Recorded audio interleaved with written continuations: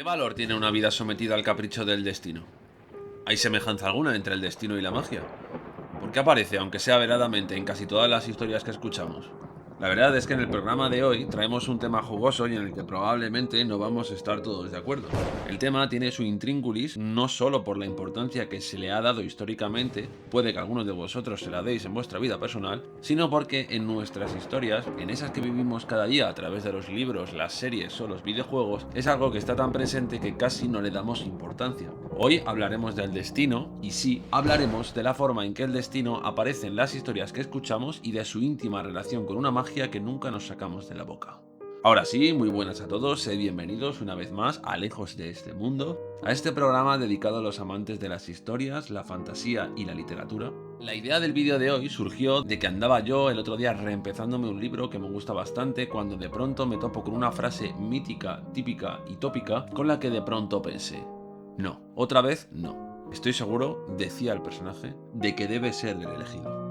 El destino es una fuerza muy potente a nivel narrativo, pero tuve la impresión de que me acababan de hacer un spoiler, ¿sabéis a qué me refiero? El caso es que hace no mucho también me volví a empezar The Elder Scrolls Skyrim y tras haber atravesado algunos pueblos y parajes me entero por 17ª vez en mi vida de que soy el sangre de dragón y que estoy destinado a salvar el mundo del regreso de los dragones, etc. Ahí fue cuando pensé, qué forma de destripar la historia nada más empezarla, ¿no? Y qué poco nos quejamos al respecto. Entonces, claro, en ese momento, tras el súbito descubrimiento de que casi todas las grandes historias con las que me había nutrido durante toda mi vida y tras darme cuenta de que todos y cada uno de los sueños de mi infancia estaban atravesados por un modo de narrar en el que alguien destinado a hacer algo, al final de esa historia hace ese algo y entonces la historia se acaba, me pregunté, ¿pero cómo demonios me pueden gustar tanto estas historias? Y el caso es que, a pesar de todo, me siguen gustando, y mucho. Una historia no se define por su final, aunque este sea definitorio. Y no me acabo de dar cuenta de esto de golpe realmente, pero había que darle un poco de dramatismo al asunto. El caso es que el otro día, pensando, me dije, ¿no funciona el destino como una especie de sistema de magia inexplicado e inexplicable cuyos designios no son desconocidos y que sin embargo conducen a nuestros protagonistas hacia un conflicto al que están obligados a enfrentarse?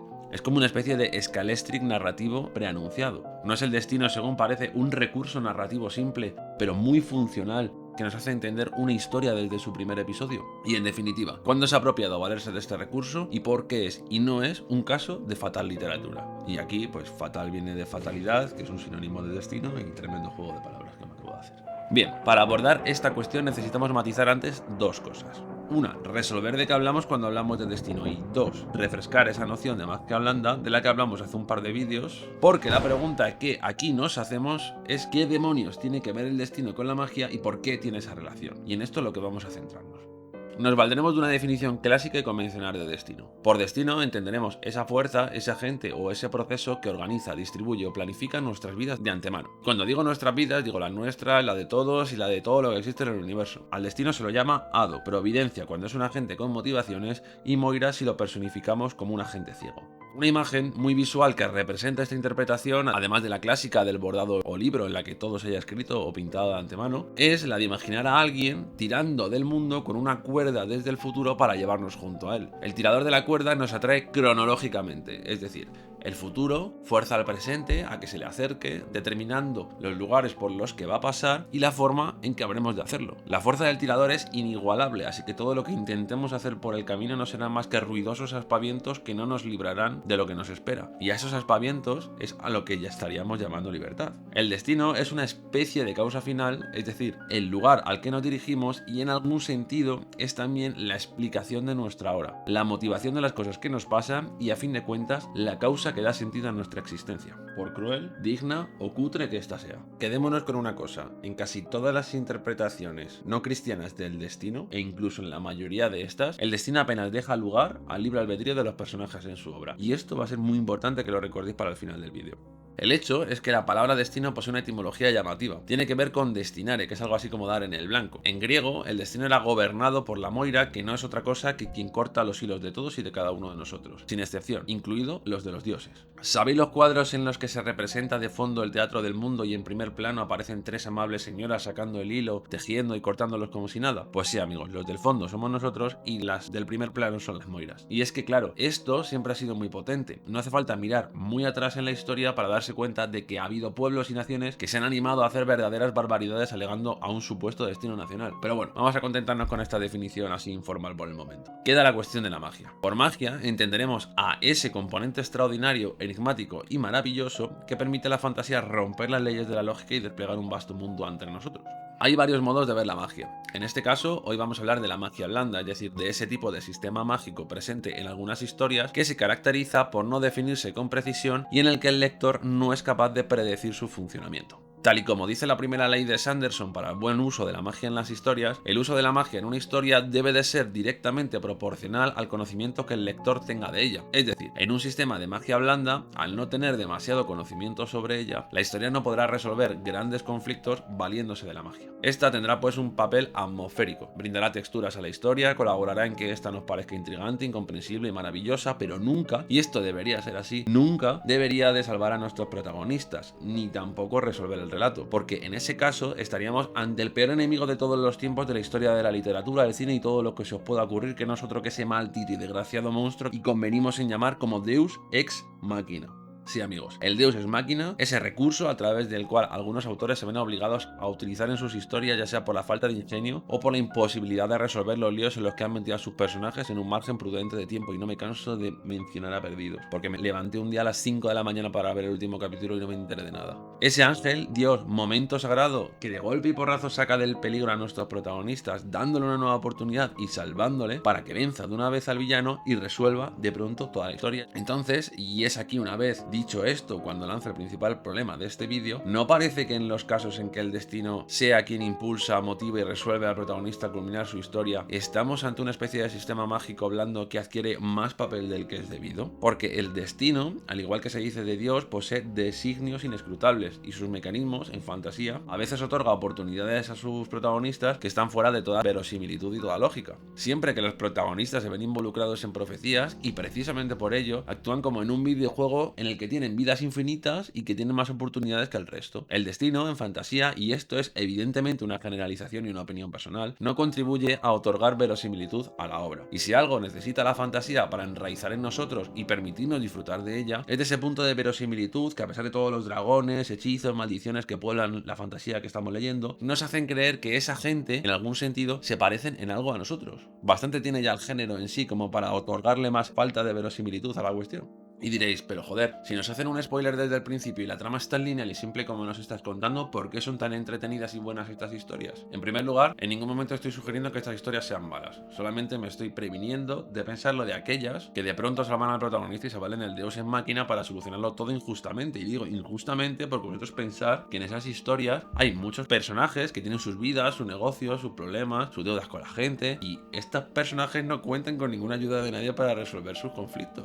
Entonces, la cuestión es que estas historias cuentan con varias ventajas, ¿vale? La primera es que son muy intuitivas. En estas tramas se plantean dos actantes, uno que va en favor del cumplimiento del destino y otro que va en contra. Así son casi todas las historias. Con actantes se entiende a aquellos que causan o padecen los acontecimientos, es decir, como las fuerzas narrativas que intervienen en la historia. Las fuerzas narrativas no tienen por qué corresponderse con los personajes que las encarnan. Pueden ser grupos, pueden ser fuerzas como la emancipación, la rebeldía, pueden ser sentimientos, pueden ser procesos, y no tienen por qué encajar perfectamente con los personajes o con los protagonistas. Son fuerzas, tienes que imaginar como fuerzas colapsando y entrecruzándose para hacer evolucionar a la historia desde el principio hasta el final. Por ejemplo, en este arquetipo de trama, el elegido formaría parte del actante del destino y sería uno de sus dadores, es decir, de los colaboradores para que este suceda. Mientras que su antagonista formaría un actante complejo al cual se enfrenta y recibe su acción inevitable. ¿Por qué son intuitivas estas historias? Pues porque generalmente hay un protagonista, un antagonista, una línea de acción clara definida por la profecía que se enuncia casi al principio de la obra y un destino que se traza y nos ayuda a seguir la línea narrativa que va a tomar el cuento.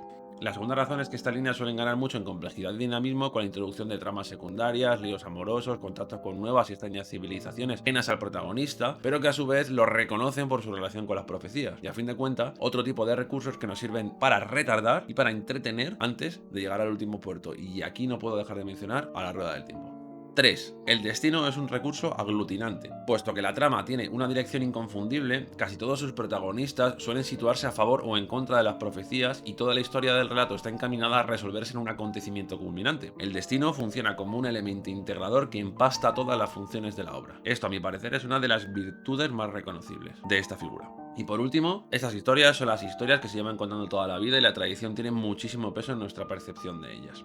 Pero bueno, aún hay un plus. Todo esto que hemos dicho del destino está muy bien e incluso quizás resulte convincente pensar que el destino no puede utilizarse a diestro y siniestro para resolver cuestiones como si fuera un asunto de magia, pero ¿y si la novela o el videojuego que estamos leyendo no es sino una explicación de las razones que tiene el destino? La trama normalmente va de un punto A un punto B y la mayoría del tiempo estamos preguntándonos ¿por qué este chaval de 15 años nació en un pueblo desconocido de las montañas, tiene la suerte de encontrarse con una roca que se convierte en un dragón y no esa viejita de 80 años que lleva paseándose por el pueblo todos los días de su vida durante, pues eso, 80 años? Porque casi siempre las cuestiones relativas al destino se muestran como si fuera una mera cuestión de azar encubierto.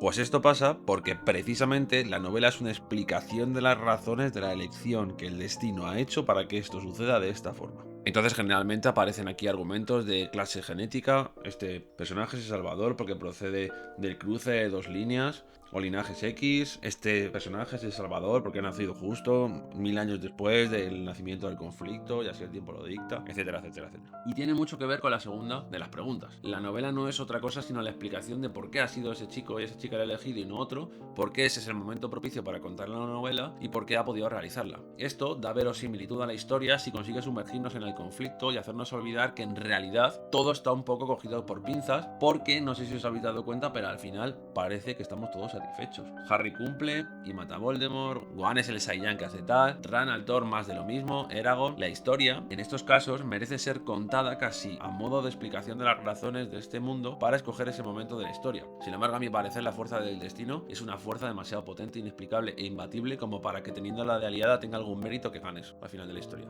En fin, una vez dicho esto, y para recapitular, el destino en la mayoría de juegos e historias de la literatura funciona como un sistema de magia blanda debido a que su funcionamiento es difuso y a la ausencia de una explicación radical de sus motivaciones. El hecho de que un personaje, pongamos un dios o un profeta, nos narre el mito o propósito por el que el elegido vencerá o se sacrificará ante el malvado, no nos aporta una explicación satisfactoria. A fin de cuentas, esto explica por qué el destino toma esa decisión, pero no la causa que hay detrás de que el destino tenga que tomar esa decisión. Es decir, es una subjetivización del destino y el destino en teoría debería ser algo o inescrutable u objetivo.